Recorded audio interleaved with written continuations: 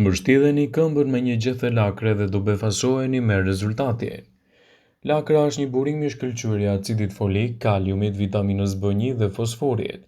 Gjithashtu, mjekësia alternative e përdor lakrën, veçanërisht gjethen e saj për të trajtuar probleme të shumta shëndetësore, duke përfshirë këtu ulçërm, problemet e intjeve, linjave e të tjera.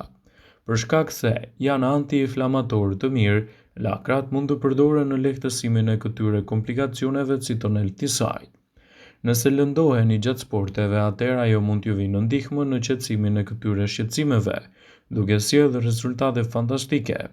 Mbështjellja e këmbës tuaj me një gjethe lakre do të jetë një mundësi e shkëlqyer për të mbajtur larg këto komplikacione.